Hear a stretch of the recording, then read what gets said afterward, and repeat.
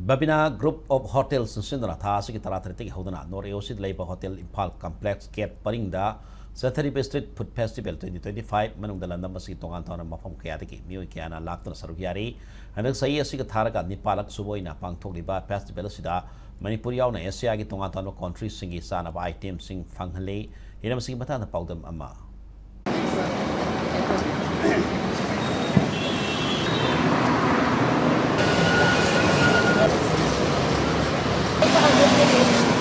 Street food festivals in a date 17 dagi tang kuntarupu tawjadeba every akoigi chahi khudingi Diwali houding ai da ningol chakauba houding ai da koina 10 days mukti adamaina dum street food se dum thamme aduga mayam gi haidi special karigino hairaga di mayam su haidi irangna mayam su dum labna kaina chathopa ngamdabanina shaida sum anakpada enjoy tongnaba koina sumaina maman hongbada akoigi classic group of hotel ki poche am tang hai du street food festival da puthoga di khoina at least reasonable oi bada mayam gi cost ta adumai toroga sinjabani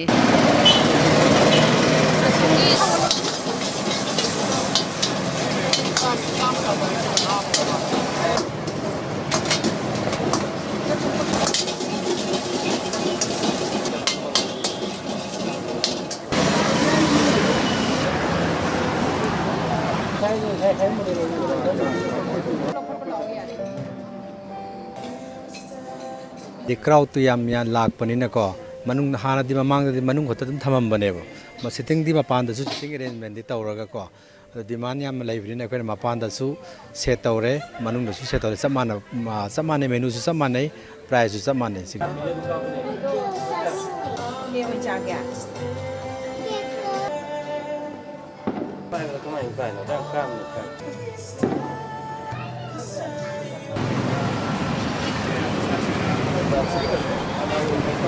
Maruina koi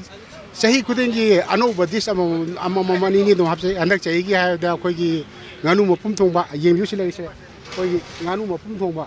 nganu mapum da lupa lising am chamwa ni ado nganu mapum trangwa thongbani ngasai pung mari makai manga ta loi thokre sisi min da ba chapiram ne smai dong na koi chahi kudingi ano ba khaji dum hapse mamang chahi dagi anak ta koi gi ok mokhong thongba adagi pakora adagi khesri sina chingba adum chahi kuding ano no Miyoi binina ano no test tobgi akoi stall ahum lai ahum chaida akoi silena maruina akoi local gi China na obne adu local na tab khare sudum yawi kai gino akoi mi loina mo ki demand yutung ina chicken chati kai na ano no khara dum hapse bako smai to na akoi chahi kuding to jabsida mayam nuksi biduna adum yeng thal lejeni adum chahi kuding adum thali mayam gi akoi gi apa modu phangna na ba akoi khone jabani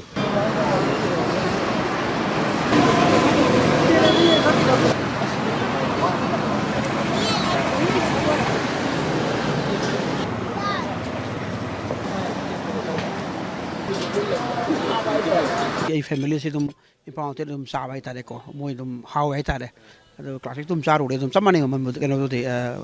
ma hau buti hawe yamna pambada oye dum hawe makal loi suna phange ayamba aduga ma price su yam dum reasonable ne ai da sum khanjabada yam tang budi oide dum reasonable oi matang kuina samaina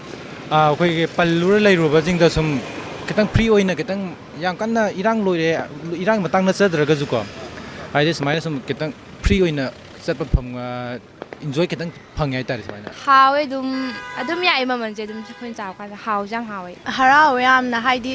matang kuina sangna phangudraga amok smaina ga haidi kuire dana haidi lan kai ka tawbani na adu handak smaina festival ga tawraga dum punba phangba chi nungai adum yai ma'am tawna budane na haijaga mahau yam difference oi habade atopada na ya adum common oi bai da toy ko aduga sidana yam mahau je top ma chen me da